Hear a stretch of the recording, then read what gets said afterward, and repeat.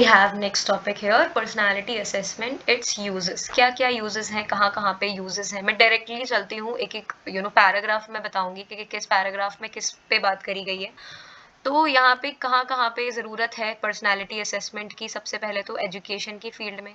क्यों है, पहले ही हमने बात कर ली इस चीज़ के ऊपर, क्योंकि पर्सनालिटी जो है वो हमें डिफाइन करती है, right. It is our integral part, right. Personality से ही सब कुछ समझ में आता है. सामने वाले के अपने बारे में भी बहुत सारी चीज़ें समझ में आती हैं, सामने वाले के भी बारे में सारी चीज़ें समझ में आती है. तो कहाँ कहाँ पे इसका असेसमेंट यूजेस हैं इसके. एजुकेशन में है, करियर में है, काउंसलिंग में है एंड क्लिनिकल में है. ओके, तो अब हम बात करेंगे. तो पहला जो है इस पैराग्राफ में we are talking about education. Educational setups में क्यों पर्सनालिटी को असेस किया जाता है, क्या क्या यूजेस हैं. Personality has been related to the child performance. Research studies have found that the trait agreeableness can have an impact on educational achievement. मतलब जो बच्चे ऐसे होते हैं या जो टीचर्स ऐसे होते हैं या जो स्टूडेंट्स ऐसे होते हैं जिनके अंदर एक ट्रेट होता है एग्रीएबलनेस, जो कि हमने लास्ट यूनिट में पढ़ा भी था कि they are very kind, right. वो उन पे भी लोग ट्रस्ट कर सकते हैं और लोग और जो इनके जिनके अंदर ये जो ट्रेट होती है एग्रीएबलनेस वाली, वो लोग भी काफ़ी ट्रस्ट कर लेते हैं. ओके, देन इसका काफ़ी इम्पैक्ट है एजुकेशनल सेटअप में. Similarly other personality traits like conscientiousness, which refers to being systematic and thoughtful, may also influence academic success, right.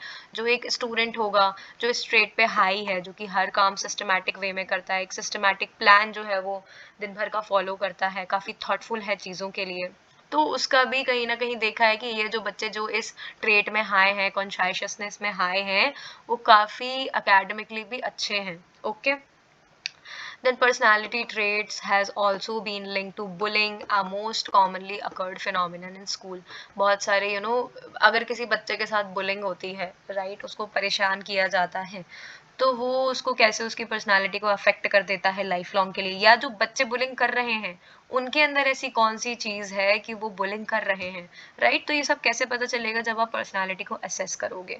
तो ये कैसा होता है, ये होता है एजुकेशनल सेटअप्स में पर्सनालिटी असेसमेंट का यूज़. आप देखो कि बुलिंग जो बच्चे करते हैं, ठीक है, वो किस पे रहते हैं, हाई साइकोटिज्म पे. न्यूरोटिज्म भी हम इसको कहते हैं. Emotionally they are not good, empathetic नहीं होते हैं, दूसरे की फीलिंग्स को नहीं समझते हैं. ओके, तो ये जो इस ट्रेट में जो इंडिविजुअल्स या स्टूडेंट्स जो हाई रहते हैं, वो कहीं ना कहीं बुलिंग में इन्वॉल्व रहते हैं. ओके, तो इससे क्या पता चला कि यहाँ पे पर्सनालिटी असेसमेंट से कितनी सारी चीज़ें हम पता लगा सकते हैं, right. Then next we have career में. ठीक है, करियर में भाई क्या यूज़ है पर्सनालिटी का. ओके, सो करियर डिसीजन में हमको ये पता लगाना है कि हम कौन सी पर्सनालिटी टाइप का इंडिविजुअल या किसकी पर्सनालिटी ट्रेट जिस तरीके की है उस तरीके से कौन सा करियर उसके लिए परफेक्टली फिट रहेगा. ठीक है, जैसे आप सोचो इस चीज़ को, आज ये आपका होमवर्क है, आपको पता लगाना है कि कौन सा पर्सनालिटी ट्रेट जो है वो चाहिए होता है एक टीचर बनने के लिए, एक डॉक्टर बनने के लिए, एक मैनेजर बनने के लिए, एक फैशन डिज़ाइनर बनने के लिए, एक पॉलिटिशियन और एक सोल्जर बनने के लिए. तो ये आपका होमवर्क है, ये आपको पता लगा के आना है. ये हम लोग इस चीज़ के बारे में कल डिस्कस करेंगे. ओके, आप लोग एक थ्योरी पढ़ना ओशन वाली, ठीक है, जो लास्ट यूनिट में हमने पढ़ी थी, वहाँ से भी आपको इसका आंसर मिल जाएगा. अब ये आपका काम है कि पहले लिखो सारे पॉइंट्स, टीचर, डॉक्टर और मैनेजर और जो भी हैं, फिर लिखो कि कौन सी ट्रेट इनके लिए ज़रूरत हो, मतलब कौन सी ट्रेट जो है वो बेस्ट सूटेड है फॉर दिस प्रोफेशन. तो ये सब कैसे पता चलेगा, जब हम पर्सनालिटी असेसमेंट करेंगे. Okay, think of the careers where it is essential to possess certain specific personality traits. These traits are required for such careers without which one will not be able to do well in those careers, right. जैसे कि एक वही बात करेंगे कि agreeableness वाला जो एक फैक्टर है, एक ट्रेट है, तो वो क्या है, जैसे एक टीचर के अंदर एग्रीएबलनेस वाली चीज़ें देखी जाती हैं. टीचर काफ़ी काइंड होता है, काफ़ी पोलाइट होता है, काफ़ी सोचो कि आप एम्पैथेटिक भी होता है, या डॉक्टर्स भी होते हैं, राइट. तो अगर ये ट्रेट है ही नहीं, एक टीचर है काफ़ी रूड है, वो बच्चों की बात नहीं सुनता है, बच्चों के डाउट्स नहीं ले रहा है, बच्चों से बात करने में ही डर रहे हैं, तो वो अच्छा टीचर कभी बन ही नहीं सकता है. एक पढ़ाने में, एक सिंपली पढ़ाने में और एक अच्छे से पढ़ाने में there is a huge different. बच्चे खुल के टीचर से अपने डाउट पूछ पाए, उसकी बात अच्छे से समझ पाए, तभी मैं कहूँगी कि एक टीचर एक अच्छा टीचर बनता है, राइट. तो ये भी क्या है, यही हमने देखा कि पर्सनालिटी असेसमेंट का क्या यूज़ है करियर डिसीजन में। ओके, देन क्लिनिकल में, ठीक है, नेक्स्ट पैराग्राफ जो है क्लिनिकल में, क्लिनिकल में क्या यूज़ है पर्सनालिटी असेसमेंट का, ये तो हमको पता है क्योंकि हमको यहाँ पे डायग्नोस करने होते हैं पर्सनालिटी डिसऑर्डर्स। अब पर्सनालिटी डिसऑर्डर्स आप जब भी तो डायग्नोस करोगे जब आप पर्सनालिटी को असेस करोगे, ठीक है। काउंसलिंग के लिए भी इट इज़ वेरी हेल्पफुल। यहाँ पे ये चीज़ हमको पता है, नहीं भी पता होगा शायद आप लोगों को, फिर भी मैं बता देती हूँ कि we have two types of personality, मतलब एक है टाइप ए पर्सनालिटी, एक होता है टाइप बी पर्सनालिटी। तो जो टाइप ए पर्सनालिटी वाले जो लोग होते हैं ना, वो काफ़ी कॉम्पिटिटिव, काफ़ी एम्बिशियस, काफ़ी रेस्टलेस, काफ़ी एक्सट्रोवर्ड, इस तरीके के लोग रहते हैं, काफ़ी अग्रेसिव भी रहते हैं। ओके, तो ये होते हैं टाइप ए पर्सनालिटी वाले लोग। इनको ना, क्योंकि ये हमेशा हड़बड़ी में रहते हैं, एकदम अर्जेंसी ऑफ टाइम इनको रहती है, तो इनको हार्ट रिलेटेड प्रॉब्लम होने के ज़्यादा चांसेस होते हैं। इसको इन डेप्थ में हम लोग स्टडी करेंगे बायोसाइकोलॉजी में कि ये क्यों होता है, ठीक है। और टाइप बी पर्सनालिटी अगर मैं बात करूँ, वो थोड़े से काम रहते हैं, इतने पेशेंस वाले, सब्र वाले लोग, तो वो लोग इतना ज़्यादा हार्ट रिलेटेड प्रॉब्लम्स के लिए प्रोन नहीं होते हैं। ओके, तो ये सब हम क्लिनिकल सेटअप्स में देखते हैं ये सारी चीज़ें। सो क्लिनिकल में भी personality assessment is very important. Okay, personality can have an impact on our health and knowing one's personality can help us to modify our health behaviors and practices। आप suggest करोगे कि आप इस तरीके के हो, आपको इस तरीके के काम करने चाहिए ताकि आपकी हेल्थ और वेलबींग जो है वो अच्छी बनी रहे। देन नेक्स्ट, इसको छोड़ दो आप लोग, ठीक है। Then we will talk about the organisational setups में क्या पर्सनालिटी का रोल है, ठीक है। और इंडस्ट्रियल और organisational, it is a kind of similar thing. तो यहाँ पे जैसे मैंने पहले ही बता दिया था ना कि कौन सी स्किल्स हैं जो कि एक परफेक्ट जॉब रोल के लिए फिट करेंगी, ठीक है, उसी तरीके से ये काम होता है। This also becomes crucial as we spend a major chunk of our time in the workplace। अब यहाँ पे हमको, क्योंकि पर्सनालिटी हमें भी डिफाइन कर रही है और दूसरे की पर्सनालिटी भी उसको डिफाइन कर रही है, तो हमको क्योंकि वर्क प्लेस में काम करना है, 10, 50, 100 लोगों के बीच में काम करना है, तो उस हिसाब से आपको एडजस्ट भी होना पड़ता है, ठीक है। It becomes essential to have people managing skills, adaptability and perseverance, managing emotions, leadership qualities. ये सारी चीज़ें कब पता लगेंगी, जब हम पर्सनालिटी को असेस करेंगे। In fact personality traits contribute more to the job performance, job satisfaction, success in the organisation than the academic degrees only. सिर्फ डिग्रीज से कुछ नहीं होता है। Again I am saying this thing, सिर्फ सोचो आप, सिर्फ IQ से कुछ नहीं होता है, राइट। आपका भले ही आप अपने कॉलेज में गोल्ड मेडलिस्ट हो, बट अगर आपकी पर्सनालिटी अच्छी नहीं है, आपके अंदर वो आपका नेचर अच्छा नहीं है लोगों के साथ, तो आप किसी भी जॉब के लिए फिटेड नहीं हो। आपको 2 दिन के अंदर निकाल दिया जाएगा। अनटिल एंड अनलेस आपके पास कोई भी डिग्री हो, कुछ भी हो, कुछ फर्क नहीं पड़ता उस चीज़ से। Okay, so here personality assessment is important. Then military settings में भी होता है, स्पोर्ट्स में भी होता है। Defence services requires a person to work in atypical conditions and work in atypical work structure and hierarchy. आप कोई ऐसा ऐसा पर्सनालिटी वाला बंदा हो जो जरा जरा सी बात पे डर जाता हो, रोने लगता हो, और वो अडेप्ट ही नहीं कर पाए सारी सिचुएशन को, क्योंकि आप सोचो कि डिफेंस में तो एकदम एकदम रफ एंड टफ वाला इंसान चाहिए होता है। तो वो पहले असेस करते हैं कि भाई आप किस तरीके के हो, तभी जाके आपका सिलेक्शन होता है। तो पर्सनालिटी असेसमेंट का ये रोल है यहाँ पर। Okay, so personality assessment has relevance and applications in varied settings. So I hope यहाँ तक आपको समझ में आ गया होगा। Education, career, clinical, organisations, and then आप लोग ये लिख के आ जाना, स्पोर्ट्स एंड मिलिट्री सेटिंग्स में भी काफ़ी रोल है पर्सनालिटी असेसमेंट का। Telling this thing, this is the very important topic, exam में आ सकता है, चांसेस है इसके आने की।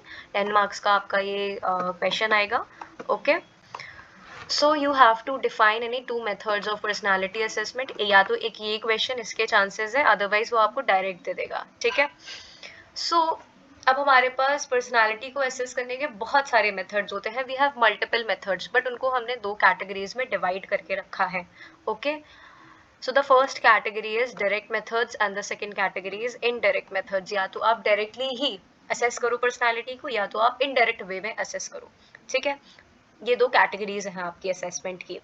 डायरेक्ट, अगर आप डायरेक्ट मेथड्स की बात करें तो इसके अंदर आता है observation, okay, then interviews, then personality inventories, questionnaires, rating scales, behavioural data and situational test. इन सारे मेथड से you are just directly assessing someone's personality. And indirect methods में सिर्फ और सिर्फ एक ही मेथड आता है, which is projective techniques. Projective techniques जो है वो कहीं ना कहीं अनकॉन्शियस से रिलेटेड है। ये कहीं ना कहीं आपका सिगमंड फ्रॉइड ने जो थ्योरी दी है उससे कहीं ना कहीं रिलेटेड है, हम बात करेंगे आगे इसके बारे में। ओके सो सारे मेथड्स को अब हम लोग एक एक करके पढ़ते हैं, और जो मेथड्स अच्छे हैं जो कि आपको इजीली याद हो जाएंगे मैं आज ही याद करा दूंगी, ठीक है। अगर एग्जाम में ये क्वेश्चन आता है डिफाइन एनी टू वाला, तो आप लोग ऑब्जर्वेशन, इंटरव्यूज, या मैं आगे पढ़ाऊंगी अभी, तो आप लोग उसमें से कर लेना कोई भी। So सबसे the first method which we have is observation. Observation का लिटरल मीनिंग आप लोगों को पता होगा क्या है, कि आप किसी को ऑब्जर्व कर रहे हो, डायरेक्टली आप किसी को ऑब्जर्व कर रहे हो अलग अलग सिचुएशन में, राइट। सो आप जब किसी को ऑब्जर्व करोगे तो जाहिर सी बात है आपको उसकी पर्सनालिटी के बारे में ज़रूर पता चलेगा, कुछ ना कुछ तो पता चलेगा ही। आप किसी को अलग अलग सिचुएशन में ऑब्जर्व करो, आप नॉर्मली भी किसी को ऑब्जर्व करो, तो आपको उसकी पर्सनालिटी का कुछ एस्पेक्ट समझ आ जाता है, आपको उसकी पर्सनालिटी समझ आ जाती है, okay. However, this method has practical difficulty as it is not feasible to move around, right? अब ठीक है, आप observation की बात कर तो रहे हैं, but observation आप किसी के साथ 24 घंटा, एक हफ्ता, एक महीना, राइट, आप ऐसे हर किसी के साथ हर सिचुएशन में तो नहीं रह सकते, राइट। अगर आपका कोई क्लाइंट भी है, आप साइकोलॉजिस्ट हो, आप सिर्फ 1 घंटे के सेशन में आप नहीं बता सकते कि वो किस तरीके की उसकी पर्सनालिटी है, राइट, अगर आप ऑब्जर्वेशन मेथड यूज करते हो। अनटिल और अनलेस आपको उसके साथ एटलीस्ट 2-3 डेज आपको रहना पड़ेगा उसके साथ, वीक्स, मंथ्स, जो भी है, ठीक है, because every individual is different, right. तो इसीलिए थोड़ा सा प्रैक्टिकलिटी में ये डिफिकल्ट है, okay. Direct observation, but nevertheless direct observation जो है हमको बहुत बहुत रिच सोर्स ऑफ इंफॉर्मेशन देता है, बिकॉज आप उसको देख रहे हो सामने, अपनी आंखों से आप उसको ऑब्जर्व कर रहे हो, okay. During observation, a psychologist has an objective to view a pattern in a behavior which explains cause and effect specifically.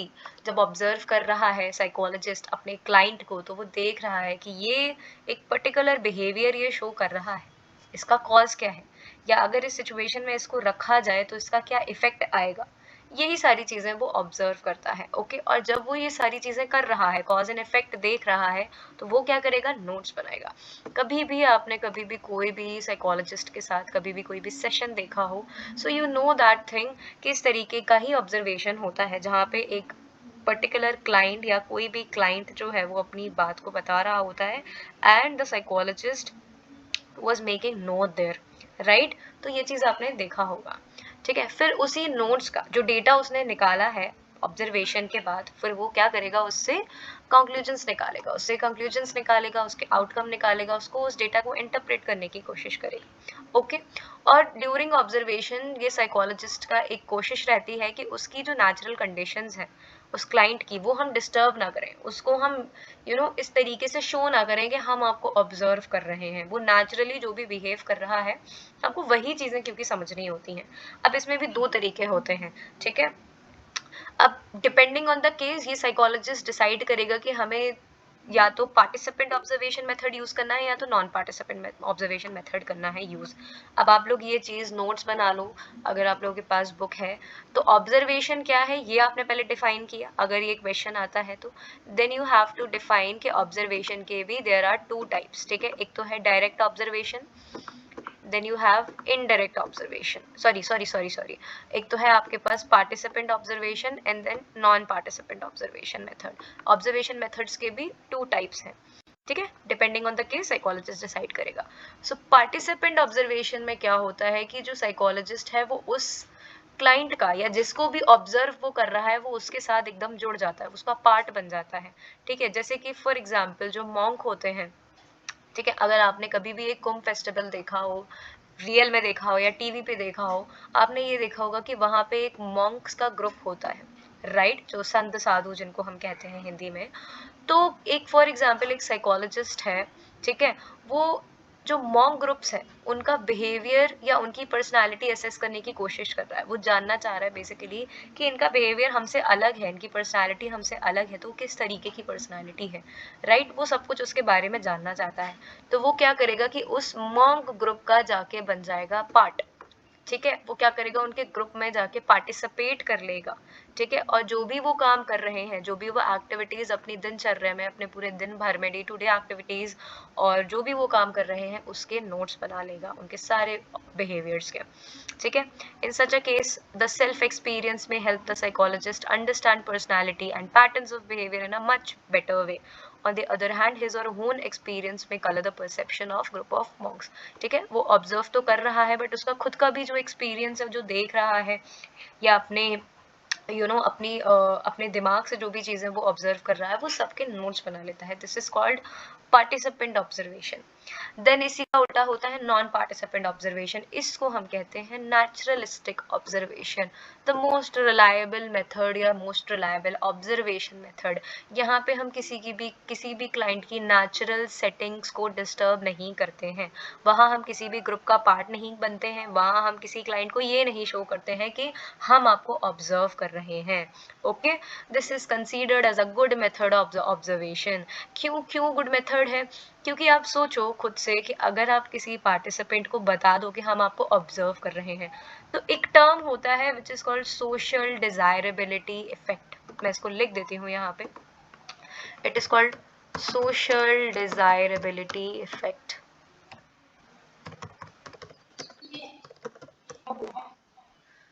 हाँ यार, एक्चुअली थोड़ा सा नेटवर्क इशू है आज। I hope it is visible now. So social desirability effect आ जाता है जब पार्टिसिपेंट को या क्लाइंट को पता होता है कि मुझे ऑब्जर्व किया जा रहा है। What is social desirability effect? ये कहता है कि हमको सोशली डिजायरेबल बनना है, मतलब हमें या तो अपना अच्छा साइड दिखाना है या तो हमें बुरा साइड दिखाना है, because we are under observation. But अगर आप नॉन पार्टिसिपेंट ऑब्जर्वेशन कर रहे हो, नेचुरलिस्टिक ऑब्जर्वेशन कर रहे हो, तो ये चीज़ यहाँ पे नहीं आएगी, बिकॉज द क्लाइंट और the group under investigation doesn't know कि हमें कोई ऑब्जर्व कर रहा है। ओके, बट एक इसका ड्रॉबैक ये है कि it is a very time consuming. आपको उसके साथ साथ हर जगह जाना पड़ेगा, ठीक है, आपको पूरा दिन उसके लिए देना पड़ेगा, पूरा वीक उसके लिए देना पड़ेगा, पूरा मंथ उसके लिए देना पड़ेगा, तो it is very time consuming. It is not a feasible method, but still बहुत रिच सोर्स ऑफ इंफॉर्मेशन मिलती है again.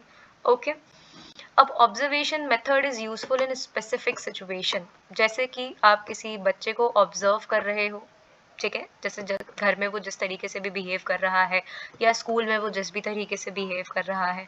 Okay, here you are just trying to assess child's personality.